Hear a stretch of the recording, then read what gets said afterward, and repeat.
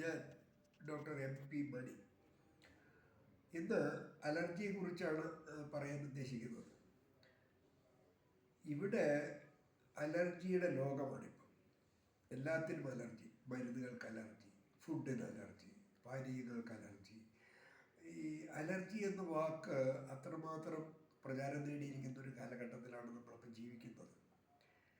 അതിൽ രസകരമായൊരു കാര്യമുള്ളത്, ഈ അലർജി പ്രതികരണങ്ങൾ എന്ന് പറഞ്ഞ് ചികിത്സയ്ക്കായി വരുന്ന പല രോഗികളും കുട്ടികളടക്കമുള്ള കേസുകളിൽ ഇവർ പറയുന്നൊരു ഭാഷ, ഇത് ഞങ്ങളുടെ കുടുംബത്തിൽ പാരമ്പര്യമായി കണ്ടുവരുന്നു എന്നുള്ളതാണ്. ഇങ്ങനെ പോകുമ്പോഴുള്ള വേറൊരു തമാശയുള്ളത്, ഇവരെല്ലാവരും ഒരുപാട് മരുന്നുകൾ കഴിക്കുന്നവരാണ് സ്ഥിരമായിട്ട്. പക്ഷേ ഈ വ്യക്തമായൊരു ആശ്വാസം ലഭിക്കുന്നില്ല എന്നാണ് കൂടുതൽ പേരും പറയുന്നൊരു പ്രത്യേകത.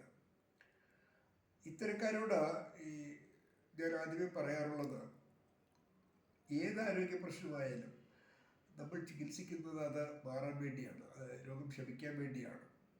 രോഗശമനം കിട്ടുന്നില്ലെങ്കിൽ അതിൽ നിന്ന് ശരിയായി മനസ്സിലാക്കേണ്ടത് രോഗവും ചികിത്സയും തമ്മിൽ ശരിയായ രീതിയിൽ യോജിക്കുന്നില്ല എന്നുള്ളതാണ്. അലർജി പ്രതികരണങ്ങൾ എന്ന് പറഞ്ഞ് വരുന്ന കൂടുതൽ പേരും, അത്തരം രോഗികളിൽ കൂടുതൽ പേരും പറയാറുള്ള സ്ഥിരമായൊരു പരാതി ഈ തുടർച്ചയായുള്ള തുമ്മലും വിട്ടുമാറാത്ത ജലദോഷവുമാണ് എന്നുള്ളതാണ്. ഇത് ഈ തുമ്മലെന്ന് പറയുമ്പോൾ എല്ലാവരുടെ അനുഭവത്തിൽ ഉള്ളൊരു കാര്യം, രാവിലെ എഴുന്നേറ്റ് കഴിയുമ്പോൾ അങ്ങ് തുടർച്ചയായിട്ടാണ് തുമ്മുന്നത്. കുറേ തുമ്മി കഴിയുമ്പോൾ ഇതൊക്കെ മാറും. അപ്പോൾ ഈ പുതിയ അറിവുകളനുസരിച്ച് പറയാനുള്ളത്, ഈ ഇവർ കിടക്കുന്ന മുറിക്കകത്ത്, ഇവർ അത്രയും നേരം എഴുന്നേൽക്കുന്നവരെ കിടന്നുറങ്ങുന്ന മുറിയിൽ അലർജി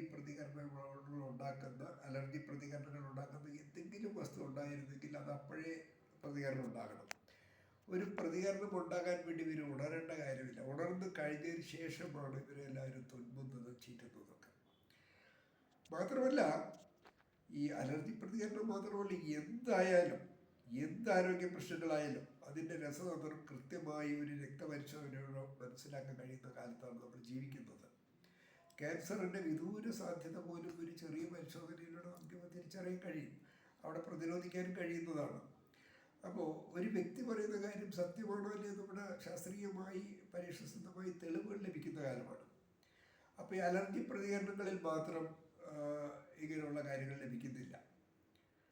മാത്രമല്ല, ഇത്തരം തുടർച്ചയായി തുമ്മലും വിട്ടുമാറുന്ന ജലദോഷവും ചെന്നെത്തുന്നത് ആസ്മയിലായിരിക്കും എന്ന് എല്ലാവരും ഉറച്ച് വിശ്വസിക്കുന്നുണ്ട്, എല്ലാവരും പ്രചരിപ്പിക്കുന്നുണ്ട്. അത് വേറൊരു തമാശയാണ്. നമ്മളെന്തിനാ ഇല്ലാത്ത രോഗം ഉണ്ടാകും എന്ന് പ്രതീക്ഷിച്ച് കഴിയുന്നത് ചർച്ച ചെയ്യേണ്ട കാര്യം വരുന്നില്ല. അപ്പോൾ മുൻപ് എൻ്റെ അടുത്ത് വന്ന ഒരു സ്വർണ്ണപ്പണിക്കാരൻ കടുത്ത ആസ്മരോഗിയായിരുന്നു. അപ്പോൾ അദ്ദേഹം പറയുന്നൊരു ഭാഷ വളരെ രസകരമുള്ളത്. അതായത് അദ്ദേഹം റോഡ് വക്കിലാണ് അദ്ദേഹത്തിൻ്റെ പണിശാല. അപ്പോൾ അദ്ദേഹം പറയുന്നത്, രാത്രിയിൽ ഉറക്കമൊഴിഞ്ഞ് ജോലി ചെയ്യേണ്ട ചില ദിവസങ്ങളുണ്ടാകാറുണ്ട്, അന്നും ഒരു ആരോഗ്യ പ്രശ്നങ്ങൾ ഉണ്ടാകാറില്ല. രാത്രി വീട്ടിൽ പോയി കിടന്നുറങ്ങിയാലാണ് പ്രശ്നങ്ങൾ ഉണ്ടാകുന്നത്. ഇതാണ് നമ്മൾ ശ്രദ്ധിക്കേണ്ട കാര്യം. ഈ ഒരു രോഗത്തിനും കൃത്യമായ സമയം പാലിക്കാൻ കഴിയില്ല, ഒരു കാരണവശാലും കഴിയില്ല. പക്ഷേ ഇന്ത്യയിലുള്ള ചില കാര്യങ്ങളിൽ കൃത്യമായ സമയം പാലിക്കുന്നുണ്ട്. ഈ തുടർച്ചയായ തുമ്മലെന്ന് പറയുന്നവർ രാവിലെ അത് അവരുണർന്ന് കഴിഞ്ഞതിന് ശേഷം ഉണ്ടാകുന്ന പ്രതികരണം അതുവരെ ഉണ്ടാകുന്നില്ല. അതുപോലെ ശ്വാസം മുട്ടുള്ള രോഗികൾ എല്ലാവരും രാത്രി കിടന്നുറങ്ങും. ബഹുഭൂരിപക്ഷം പേരും ഈ ഉറക്കം കഴിയുമ്പോൾ ഒരു കൃത്യസമയത്താണ് ചാടി എഴുന്നേറ്റ് ശ്വാസം മുട്ടലുണ്ടാകുന്നത്. അപ്പോൾ അലർജി പ്രതികരണങ്ങൾ നമുക്ക് കണ്ടുപിടിക്കാൻ കഴിയുന്നില്ല എന്നുള്ളൊരു യാഥാർത്ഥ്യമുണ്ട്. അപ്പോൾ ചില ഡോക്ടർമാർ പറയും, അതെന്താ നിങ്ങളതിന് സ്വയം കണ്ടുപിടിക്കും എന്ന് പറയും. അപ്പോൾ ഇല്ലാത്ത സാധനം കണ്ടുപിടിക്കാൻ പോയാൽ അതൊരു ബുദ്ധിമുട്ടുള്ള കാര്യമാണ്. നമ്മളിങ്ങനെ അലഞ്ഞ് നടക്കുക എന്നല്ലാതെ കണ്ടുപിടിക്കാനുണ്ടാവില്ല.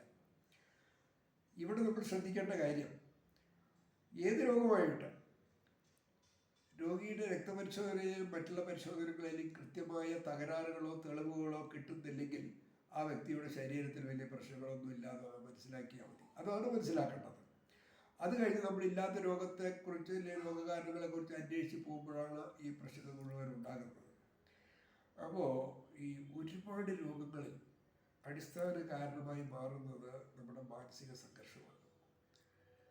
മനഃശാസ്ത്രപരമായ സമീപനങ്ങളിലൂടെ ഇത് പൂർണ്ണമായിട്ട് മാറ്റിയെടുക്കാൻ കഴിയും. അതാണ് നമ്മൾ ഈ ആസ്മ രോഗികളുടെ കാര്യത്തിൽ പ്രധാനമായും ശ്രദ്ധിക്കേണ്ടത്. ഈ ആസ്തമ രോഗി ശക്തമായി ശ്വാസം മുട്ടുമ്പോൾ അയാൾ ആശുപത്രിയിൽ കൊണ്ടുപോകാൻ ഒരു വാഹനം വീടിൻ്റെ മുന്നിലെത്തിയാൽ തന്നെ ശ്വാസം മുട്ടിൻ്റെ തീവ്രത കുറയും. നമ്മുടെ ആസ്മ രോഗികൾ ഒരുപാട് പേര് ആശുപത്രിയിൽ എത്തുമ്പോഴേക്കും മരുന്ന് കഴിക്കാതെ തന്നെ കൃത്യമായ രോഗശമനം കിട്ടിയിട്ടുണ്ടാവും. വേറൊരു പ്രത്യേകത ഉള്ളത്, നമ്മുടെ ഈ അലർജി ആസ്മ രോഗികൾ ഏത് ഡോക്ടറെ കണ്ടാലും ഈ ആദ്യമായിട്ട് ഡോക്ടർ തരുന്ന ഒരു കുറിപ്പടി ഉണ്ടല്ലോ, അതിൽ ഈ ആസ്മയ്ക്ക് അലർജിക്ക് കൊടുക്കേണ്ട മരുന്നുകൾ ഇല്ലെങ്കിൽ പോലും വളരെയധികം നല്ല ആശ്വാസം ലഭിക്കാൻ മരുന്നുകൾ കഴിക്കും. അപ്പോൾ ആസ്മ രോഗികൾ സ്ഥിരമായി പറയുന്നൊരു ഭാഷയുണ്ട്, ഞാനിപ്പോൾ ഒരുപാട് കേട്ട് തഴപ്പിച്ച ഭാഷയാണ്. ആദ്യം തന്ന മരുന്നുകൾ വളരെ എഫക്റ്റീവായിരുന്നു എന്നാണ്. അതാണ് മനഃശാസ്ത്രപരമായ ഒരു കാഴ്ചപ്പാടാണ് വേണ്ടത്. അതിലൊക്കെ വിശ്വസിച്ചു ഒരു കാര്യമായിട്ട്. ആദ്യം തന്ന മരുന്നുകൾക്ക് വളരെ എഫക്റ്റ് ഉണ്ടായിരുന്നു എന്നാണ്. അപ്പോൾ ഇവിടെ അടിവരയിട്ട് പറയാനുള്ളതാണ്, രോഗഭേദമായിക്കോട്ടെ, ഈ മരുന്നുകൾ മാത്രം പോരാ അത് മാറാൻ. നമ്മൾ ചെയ്യേണ്ടത്